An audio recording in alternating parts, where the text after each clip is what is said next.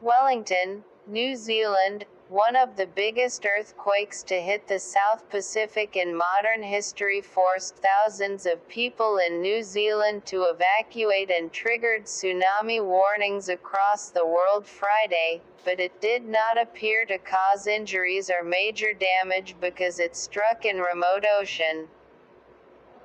The magnitude 8.1 quake was the largest in a series of tremors that hit the region over several hours, including two earlier quakes that registered magnitude 7.4 and magnitude 7.3. The earthquakes triggered warning systems and caused traffic jams and some chaos in New Zealand as people scrambled to get to higher ground. Residents recorded videos of small wave surges in some places, including at Tokomaru Bay near Gisborne.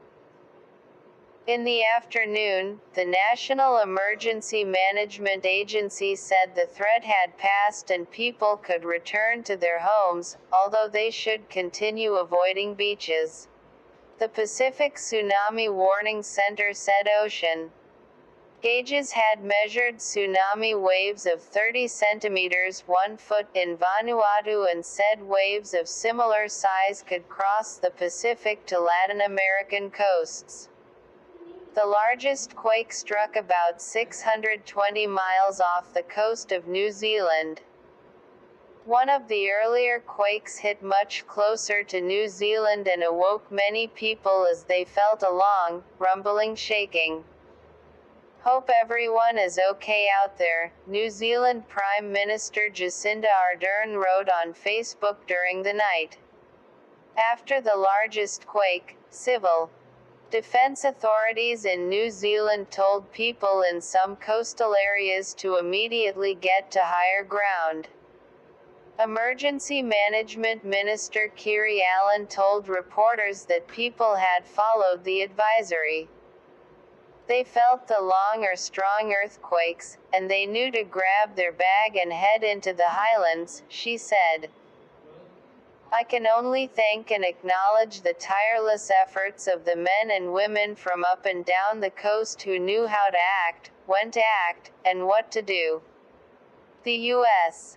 Geological Survey said it was centered near the remote Kermadec Islands at a depth of 12 miles. The agency said in a report that the quake occurred at the intersection of the Pacific and Australia tectonic plates and eclipsed the largest quake previously recorded in the region, a magnitude 8.0 in 1976.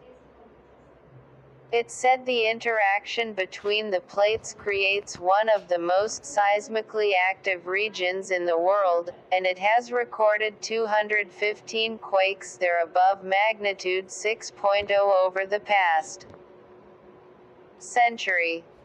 Jennifer Eccles, an earthquake expert at the University of Auckland, said the quake was at the top end of the scale for those involving only the Earth's ocean crust. "This is about as big as it gets," she said.